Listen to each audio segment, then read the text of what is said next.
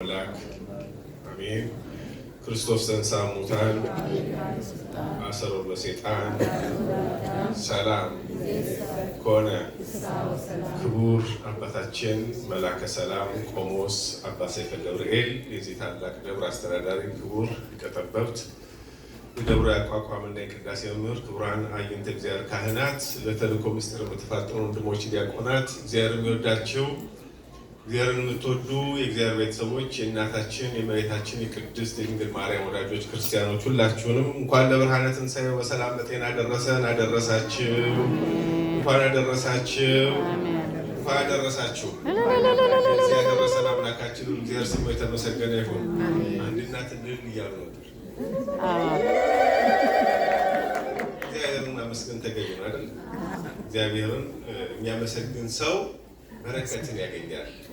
ክርስቲያን ምግቡ፣ ሕይወቱ፣ ዓላማው እግዚአብሔርን ማመስገን ነው እና እዚህ ያደረሰን የአባቶቻችን ሁሉ አምላካችን እግዚአብሔር ስሙ የተመሰገነ ይሁን። ከትምህርቱ በፊት አንድ ሁለት ማስታወቂያዎችን ልናገር። አንደኛ ቅድም መርሃ ግብር መሪ እንዳስታወሰን የፊታችን ሐሙስ የቅዱስ ጊዮርጊስ ዓመታዊ በዓል ነው። እሁድ ነው የምናከብረው እና እሁድ በሚከበርበት ሰዓት ላይ የተለያዩ ወጪዎች አሉ። እንደምታውቁት አብይ ጾም ላይ በእርጋታ ሱባኤውን እስከምትጨርሱ ድረስ በዓሉ ራሱ ትልቅ ትምህርት ስለሆነ እየተማረን ስለሰነበትን በረከት እንድናገኝ አጠር አድርገን እንማራለን።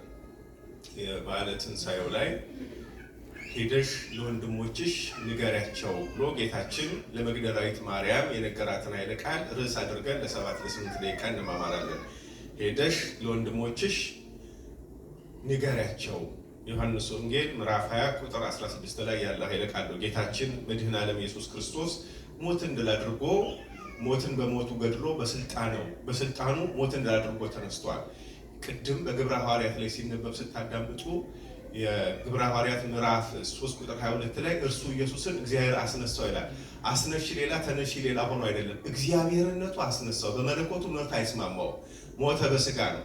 በመለኮቱ በማይሞተው ባህሪው ተነሳ ማለት ነው። በእግዚአብሔርነቱ ኃይል አስነሽ ሳያስፈልገው ተነሳ። አልዓዛርን ክርስቶስ ተነስ ብሎታል። ክርስቶስን ተነስ የሚለው የለም። በራሱ ኃይል ተነሳ። ትንሣኤ ስንል ማን ያስነሳው ብሎ ሕሊና እንዳይጠይቅ ቅዱስ ጴጥሮስ ሲያስተምር በእግዚአብሔርነቱ ኃይል ተነሳ አለ። ክርስቶስ የባህሪ አምላክ ነው። በፍቃዱ ራሱን ለእኛ አሳልፎ ሰጥቷል። ነፍሴን በፍቃድ ያሳልፌ እሰጣለሁ። የማቴዎስ ወንጌል ምዕራፍ 25 ላይ እኮ ስንመለከት ጌቴሴማኒ ከምሽቱ 3 ሰዓት ላይ በዚያ አቆጣጠር 9 ሰዓት ላይ ሊይዙ ሲሄዱ ይሁዳ እኔ የምስመውን ነው የምትወስዱት ብሏቸዋል። ቀድሞ ጭፍሮቹ ደርሰዋል። ሲደርሱ ጌታችን ከአባቱ ጋር እየተነጋገረ ነበር። ደቀ መዛሙርቱ ተኝተዋል። እነኛ አልተኙም፣ ጠላቶች። ወዳጆች ግን ደክመው ነበር። ብዙ ጊዜ ጠላት ሲበረታ ወዳጅ ይደክማል እና ተኝተው ጌታችን ወደ እነዚህ የጦር አበጋዞች ሄደ። ማንን ትፈልጋላችሁ አላቸው። ተፍገምግመው ወደቁ። ድጋሚም ጠየቃቸው። ማንን ነው የምትፈልጉት አላቸው። ወደቁ። ሶስተኛም ማንን ትፈልጋላችሁ? በቤተ መቅደስ ሳለሁ ስለምን አልያዛችሁኝም አላቸው። እሱ መሆኑን አላወቁም። መልእክተኞች ናቸው፣ ለጥፋት ነው የመጡት። አንዳንድ ጊዜ ቤተክርስቲያኒቱን፣ እግዚአብሔርን፣ ክህነትን፣ የቤተክርስቲያኒቱን ትምህርት ሳያውቁ በመልእክት ብቻ የሚመጡ አካላት አሉ። ከውስጥ ያለው ይሁዳ ቶሎ ብሎ ምን አደረገ? ሄዶ መምህር ብሎ ሳመው። አሁን የውጭ ጠላት በራሱ ብቻውን ወደን ዓለም ኢየሱስ ክርስቶስን ለሞት አሳልፎ ለመስጠት አልመጣም። እንደውም የውጭዎቹ በጣም ተጠንቅቋል። ጲላጦስ ስንት ጊዜ ነው ወደ ሄሮድስ የላከው? እጁን ታጥቧል። መቼም ከታጠበ በኋላ አሳልፎ ቢሰጠው። ባለቤቱ ምን ብላለች? ይህ ሰው ንጹሕ ነው። በክርስቶስ ስቅለት ውስጥ ንጽህናውን ያታዊ ዜማን ሲመሰክር 100 አለቃ እንደው ይህ ሰው ንጹሕ ነበር ብሎ ልብሱን ከታች ወደ ላይ ቀደደው። ልብስ ከላይ ወደ ታች ይቀደዳል። እሱ ግን ከታች ወደ ላይ ሲቀድ የቤተ መቅደስ መጋረጃ ደግሞ ከላይ ወደ ታች ተቀደደ። የመቶ አለቃው ልብሱን የቀደደው ከታች ወደ ላይ ነው። የቤተ መቅደሱ መጋረጃ ደግሞ ከላይ ወደ ታች። ይሄ ራሱን የቻለ ምስጢር አለው። የክርስቶስን ልብስ አውልቀው ሳይቀዱት ዕጣ ተጣጣሉበት። ሄሮድስ ግን ሌላ ካባ ለበሰው፣ እሱን ቀደዱት። የእርሱ አልተቀደደም። ሌሎቹ ግን ያዙት በሙሉ ሲቀዱ። ቬሮኒካ ልብስ ቀዳ። መልኩን ደምግባቱን ተቀርጾበት የቆየውን ደም ሲፈሰው ስለነበረት ወዙን ጠርጋለች። ጨርቁ ላይ የጌታችን ምስል ቆይቷል። የእርሱ ጨርቅ ብቻ ያልተቀደደው። የቤተ መቅደሱ ተቀዷል፣ መስዋዕት ወሪት አልፏል። የመቶ አለቃው ልብሱን ቀዶታል። በብስጭትም ንጹሕም ነበር ብሎ በኃጢአቱ ራሱ እየተናዘዘ ቀዶታል። ኃጢአት ቀንበር ተወግዷል። እርሱ ግን ንጹሕ ባህሪ ነው እና ለይሁዳ አሳልፎ ሰጠው። ጌታችን በፍቃዱ ነው ሞትን የተቀበለው። ማንን ትፈልጋላችሁ እያለ እየሄደ ኋላ ጌታችን ነፍሱን አሳልፎ ሲሰጥ ከድንግል ማርያም ከዮሐንስ በስተቀር ማንም የለም። ቅዱስ ሚካኤልም ቅዱስ ገብርኤልም ተደንቀዋል። በዝምታና በአርምሞ ነበር የሚመለከቱት። አሁን ጌታችን ነፍሱን በፍቃዱ አሳልፎ ከሰጠ በኋላ ዮሴፍና ኒቆዲሞስ ቅዱስ እግዚአብሔር ቅዱስ ኃያል ቅዱስ ያው ብለው ቀበሩ። ከዛ ወዲያ ተለይተዋል። አሁን ሐዋርያት ሲሄዱ ወታደሮቹ መጡ። ሊነሳ ይችላል የሚያምኑት የቤተሰቦች ክርስቲያኖቹ ትንሣኤውን ተጠራጥረው ሄዱ። በራቸውን ዘግተው ተቀመጡ። ሊነሳ ይችላል የሚለው ግን ቤተ መንግስቱን አንኳኩ። ተጨነቁ። ገድለውት ሲያበቁ ክርስቶስን ሰቅለው ሲያበቁ ሊነሳ ይችላል የሚል ጭምጭምታ ቤተ መንግስቱ ውስጥ ተወራ። ምን አደረጉ? ሄሮድስ ወታደር ይቁም አለ። ሌሎቹ ደግሞ ማኅተም ይታተምም አሉ። የረበናት መገብተ ምኵራብ ጸሐፍት፣ ፈሪሳውያን፣ ሰዱቃውያን ሆነው በምስክር ወታደሮቹ ከቆሙ በኋላ ማኅተም ታተመ። በዓለም ታሪክ መቃብሩ ላይ ማኅተም የታተመው የኢየሱስ ክርስቶስ ብቻ ነው። በዓለም ታሪክ ሊነሳ ይችላል ተብሎ ወታደር እንዳይነሳ ያቆሙት በኢየሱስ ክርስቶስ መቃብር ላይ ብቻ ነው። መሐመድ ላይ አይደለም፣ ሉተር ላይ አይደለም። ማንም አይነጻጸረው። መኑ ዘይመስለክ ማንም የሚመስለው የለም። እርሱን ግን ሊነሳ ይችላል የሚያምኑት ይገባቸው የነበሩ ሐዋርያት ከድንግልና ከዮሐንስ በስተቀር ሌሎቹ አምነው ሌሎቹ ተጠራጥረው ሲበተኑ ቤተ መንግስት ውስጥ ክርስቶስን ከሰቀሉት በኋላ ነፍሱን አሳልፎ ከሰጠ በኋላ ሊነሳ ይችላል የሚል ጥርጣሬ ነበራቸው። እነ መግደላዊት ማርያም በሶስተኛው ቀን ስትመጣ እምነት ኖሯት ብቻ አልነበረም፣ ሽቶ ለመቀባት ነው የመጣችው። ይሄ ማለት ምን ማለት ነው? ይነሳል የሚል ተስፋ አልነበራትም። ምን ይዛ ነው የመጣችው? ሽቶ ይዛ የመጣችው እዛው አገኘዋለሁ ብላ። ሌሎቹ ጋር ግን በሶስተኛው ቀን ይሄን ቤተ መቅደስ አፍርሱት፣ አንድም ራሱ በዮናስ እየመሰለ በአሳ አንባሪ ሆድ ውስጥ በሶስት ቀን ዮናስ ከአሳ አንባሪ ሆድ ውስጥ ወጥቷል እያለ ሲያስተምር ነበር። ያቺን ቀበሮ በሶስተኛው ቀን እመጣለሁ ብሏት ነበር ብለው እሱ የተናገረውን እያሰቡ መቃብሩን ሲያስጠብቁ እነ ቅዱስ ጴጥሮስ በራቸውን ዘግተዋል። መግደላዊት ማርያም ድንጋዩን ማን ያንከባልልልናል፣ ድንጋዩን ሳይፈነቅል ይነሳል የሚል ሳይሆን በቃ እዛ ውስጥ አለ፣ ማን ድንጋዩን ያንከባልልልናል፣ ሽቶንስ እንዴት እቀባለሁ ብላ መጥታለች። እሱ አስቀድሞ በስምዖን ቤት ሽቶ ተቀብቻለሁ ብሎ የአልዓዛር እህት ማርያም የቀባችውን ሽቶ ለዚህ ዕለት እንደሆነ ሲያስተምራቸውም አላስተዋሉም ነበረ። ጌታችን ዘንድ ሄደች። በዛ ሞትን ድል አድርጎ መግነዝ ፍቱልኝ፣ መቃብር ክፈቱልኝ ሳይል ክርስቶስ ሞትን ድል አድርጎ ተነስቷል። ክብር ምስጋና ለእርሱ ይሁን። ይህን ጊዜ ማን መጣ? ቅዱስ ሚካኤልና ቅዱስ ገብርኤል መጡ። ሞት ለመላእክት ስለማይስማማ የስቅለቱ ዕለት ምንም አልተናገሩ።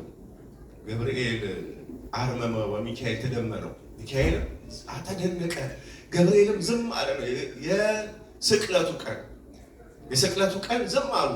ሕይወት የሚስማማቸው ናቸውና ሕያውን ከሙታን መካከል ስለምን ትፈልጉታላችሁ ብለው ሞት ለሚስማማቸው ለሰው ልጆች ትንሣኤን አበሰሩ። ማን? መላእክት። ካላመናችሁ ኑ እዩ ብሎ ድንጋዩን በግርጌና በራስጌ ሆነው ያነሱት ቅዱስ ሚካኤልና ቅዱስ ገብርኤል ናቸው። ወዲያው ግን ወታደሮቹ ወደ አዛዦቻቸው ሄዱ። እንዲህም አሉ፣ ተነስቷል፣ በመቃብሩ ባዶ ነው፣ ተነስቷል አሏቸው።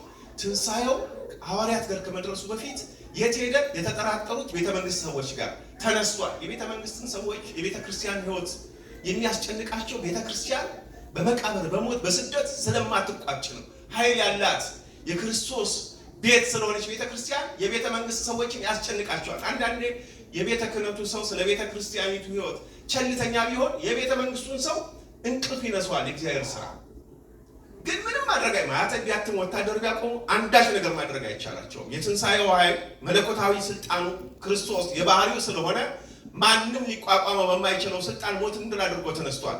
ወታደሮቹ ሄደው ተነስቷል አሏቸው። እንግዲያውስ ቁጭ ብሎ ወዲያው ጉባኤ ያደረጉ። ምን አሉ? እኛ ተኝተን ሳለ ደቀ መዛሙርቱ መጥተው ምን አደረጉት ብላችሁ ተናገሩ አሏቸው። ደቀ መዛሙርቱ ምን ጉልበት አግኝተው? አላውቅም አይደል ያለው ጴጥሮስ በአንዲት ሴት ፊት አላውቅም። ሌሎችም ተበትነዋል እኮ። እንዴት መጥተው እንዴት ደፍረው እንዴት ወዲያው ልክ ሲያዝ የተበተኑ ደቀ መዛሙርት አሁን ተሰብስበው ሊሰርቁ መጡ የሚለው ያስኬዳል? አያስኬድም። ሁለተኛ ተኝተን ሳለ አሉ። ያው መንፈስ ቅዱስ አፍ ከፍቶ ፊት ጸፍቶ ያናግራል። የተኛ ሰው ማን እንደመጣ ማን እንደሄደ ያውቃል። እኛ ተኝተን ሳለ መጥተው ወሰዱት። እነሱ ከማለታቸውም ውጪ መግደላዊት ማርያም ውስጥ አንተ ወሰደከው ከሆነ ብላ እኮ ክርስቶስን ራሱን ጠይቀዋለች። አሁን ትንሣኤውን በትክክል ላለማመን ወይም ደግሞ ትምህርቱን ዘንግተው የነበሩ በመንፈስ ቅዱስ ስላልጎለመሱ በእነሱ ብቻ ሳይሆን በከተማ ውስጥ ላሉት ሰዎች ደቀ መዛሙርቱ ጠባቂዎቹ ተኝተው ሳለ ወሰዱት ብለው አስወሩ። ገንዘብ ከሰጧቸው በኋላ ያ ወሬ በከተማ ሁሉ ተሰማ ይላል። ክፉ ወሬ ቶሎ ይደርሳል። እኔ ጋር ናችሁ? ክፉ ወሬ አሁን በቤተ ክርስቲያን የሆነች ነገር ብትሆን እንዴ እኔም እኮ ያን ሰውዬ በፊትም እኮ አውቀዋለሁ፣ ይሄ ቄስ፣ ይሄ የኔታ መርጌታ፣ ይሄ ደብተራ ምናምን ብሎ ሰው አንድ ነገር ለማለት እኮ መጀመሪያ ይፋጠናል። እኔ ጋር ናችሁ? ክፉ ወሬ እንዴ የሆነች ነገር ንስሐ ግቡ እንደዚህ በሉ እንደዚህ ብሎ ካህኑ ቢያስተምር የማይሰማ ዲያብሎስ ለፈለፈ ብሎ ያዳምጣል። አንዲት ሴት ሲጮህ እኮ እንደዚህ አለች፣ አንድ ሰው ሲጮህ እኮ እንደዚህ አለ፣ ጸበል ላይ እንደዚህ። ዲያብሎስን የሚያምን ትውልድ አለ። አቧላ ሐሰት እኮ ነው። መቼም እውነት አይናገርም ዲያብሎስ። መቼም አንድ መናፍቅ ስለ ድንግል ማርያም መሰከረ። ከምን አምንጭቶት ከምን አምጥቶት ከምን እንዴት ቤተ ክርስቲያን በትምህርቷ ስታስተምር ያልተረዳ ሰው ከመናፍቃን ሪፈረንስ ፈልጎ እንዴት ነው የሚባክነው? ምክንያቱም እውነት የላቸውም። በገንዘብ የሚገዙት ሐሰትን እውነት አስመስለው ቀብተው ከተማ ውስጥ ማስወራት ነው። የትንሣኤው ባለቤት መድኃኔ ዓለም ኢየሱስ ክርስቶስ ግን በዛው በአትክልቱ ስፍራ ማርያምን ማርያም ብሎ ይጠራታል። ሄደሽ ትነግሪያቸዋለሽ ብሎ ከመላኩ በፊት ማርያም መግደላዊትን ማርያም ሲላት እሷ የአትክልት ጠባቂ መስሏት ነበር። ስሟን በስሟ ሲጠራት ውስጧን፣ መንፈሷን፣ ልቧን ከሱ ፍቅራዊ የጥሪ ሃይማኖታዊ መስመር ከፍ አደረገው። ደነገጠች። ረቡኒ አለችው፣ መምህር አለች። እናም ሮጣ ልታቅፈው ስትል አትንኪኝ አለት። አትንኪኝ ረቡ ላይ እግሩን እየዳበሰች በፀጉሯ እንባ ያጠበችው ማርያምን ተፍረት ነበረች። እሷን አትንኪኝ አላላትም። የንስሐ ነው። አሁን ግን ከትንሣኤው በኋላ ክርስቶስ እየዘለለች ስትመጣ ልታቅፈው መግደላዊት ማርያም አትንኪኝ አላት። ከትንሣኤው በኋላ የማይነካ ሆኖ ነው። ዕለቱን ቶማስን ናና ዳሰኝ ብሎ ቶማስ ነክቶታል። መግደላዊት ማርያምን ግን ምንድን ያላት? አትንኪኝ። ይሄ የካህናት ምሳሌ ስለሆነ ካህናት ለተልእኮ ከተሰየሙ በኋላ ማንም ሰው ለምንም አይነት ዓላማ ሊነካቸው አይገባም። ፈውስ ፈልጎ ካልሆነ በስተቀር ልብሰ ተክህኖ ለብሰው ተሰይመው ቅዱስ ሥጋውና ክቡር ደሙን እየፈተቱ ካህናትን ማንም ሰው ሊነካቸው እንደማይገባ ነው። ሁለተኛ ክህነት ለተባት ስለተሰጠ ነው። ቶማስን ናና ዳሰኝ ያለው መፈተት፣ መቀደስ፣ መናዘዝ፣ ማዘዝ፣ ማቁረብ የተባት የወንዶች ግልጽ ነው። ክህነት ለእህቶች አልተሰጠም። ካህናትን መውለድ ነው የተሰጠው ለእናንተ። ግልጽ ነው። ካህናትን መውለድ ለእናንተ ተሰጥቷል። ክህነት ግን አልተሰጠም።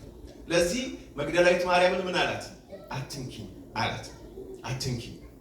ሄደሽ ግን ለወንድሞችሽ እንዲህ ብለሽ ንገሪያቸው፣ ወደ አባቴ ወደ ባህሪ አባቴ ወደ አባታችሁ፣ ለእናንተ የጸጋ አባት ነው። እኔ አባቴ ስለሆነ እናንተ አባት ስትሉት አንድ አይደለም።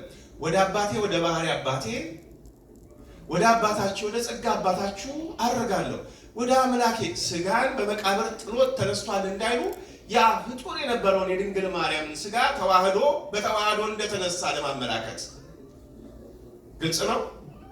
በምትሃት እንዳልተነሳ ስግው ቃል መሆኑ እንደተነሳ ወደ አምላኬ ወደ አምላካችሁ ወደ አባቴ ወደ አባታችሁ አርጋለሁ።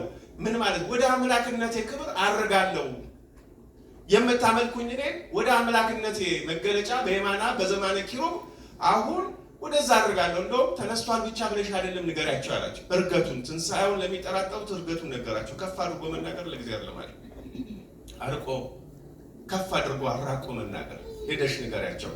እሷም ለጴጥሮስ ንገሪው ያላት ለጴጥሮስ ንስሐ ገብቷል። ንስሐ ስለገባ ንስሐ የገባች መግደላዊት ማርያም ንስሐ ለገባው ለጴጥሮስ እርገቱንም እንድትናገር ተላከች ማለት ነው።